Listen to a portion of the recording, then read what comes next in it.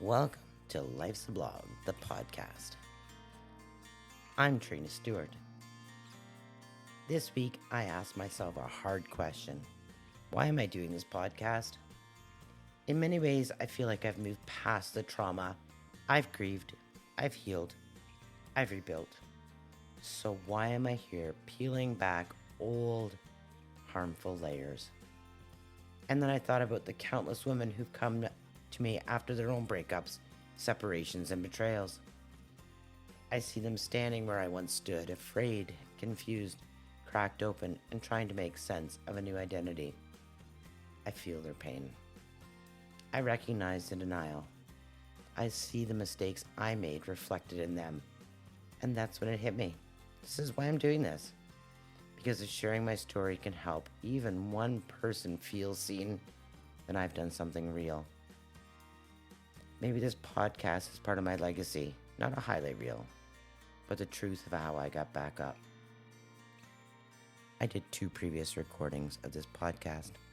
One I could not stand, and the other, my voice was on mute. I don't know if that's a sign, whether to stop or keep on going. But tonight, I want to share a story called The Piece That I Loved the Most. A friend messaged me recently and asked, "How did you deal with the emotional abuse of your ex?" I answered simply at first. I sucked it up, let him talk in therapy. Lots and lots of therapy. She didn't go any further, and I didn't ask any questions about their breakup. She just said, "I'm sorry for bothering you." But later I thought about the depth behind her question. She didn't want a checklist. She wanted connection. She wanted to know if someone else had walked through the fire and made it to the other side. So I sent her this. Don't be sorry ever. You can reach out any time to me. It's going to take time. I know no one wants to hear, "It'll get better, believe me." So I offer you this. Feel what you need to feel right now. Say what you need to say right now. Acknowledge the truth for what it is. Acknowledge that you loved him, and whatever happened for him to cause you this much pain is his to bear. I swear the breakup after emotional abuse is absolutely the worst thing imaginable. And being with someone that everybody likes and does not see the immense amount of emotional abuse caused on you is horrible. The whole scenario takes a piece of you with it. And for me, it was the piece I loved the most. Trust. That wasn't just for her. That was the truth I needed to say out loud, maybe for the first time.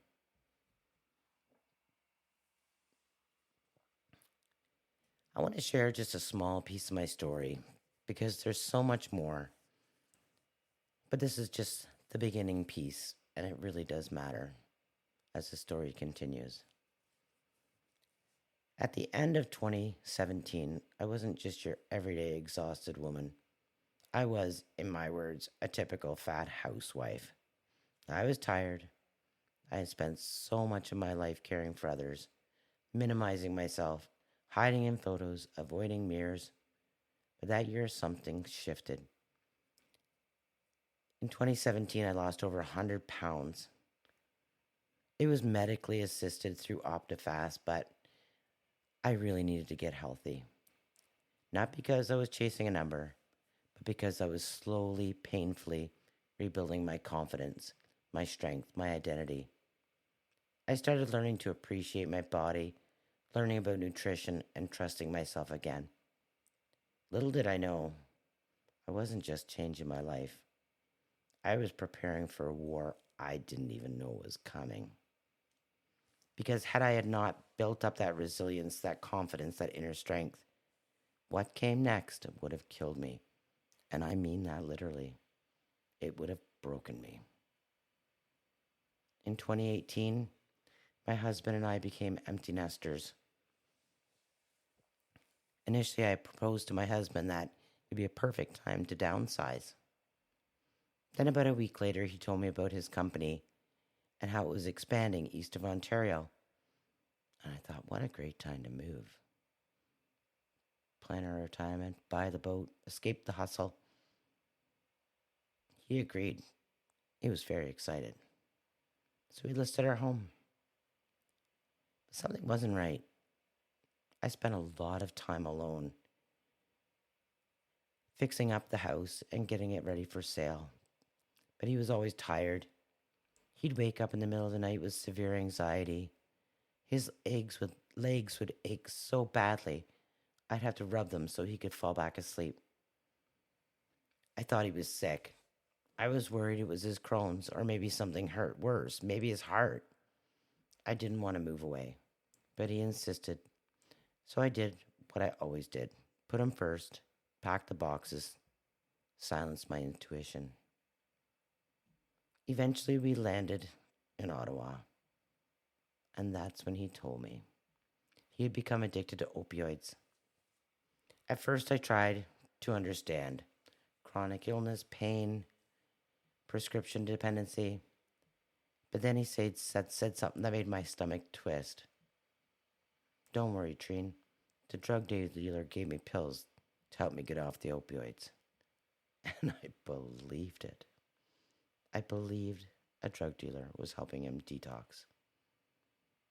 And that's how deep the gaslighting ran. That's how much I didn't trust my own instincts anymore. I made a few trips back to Cambridge in silence. I told no one, not a soul. And after days of silence and staring at the walls of what used to be my life, I decided I'd try again. And I was adamant to get him into rehab. And that was only the beginning of the deception.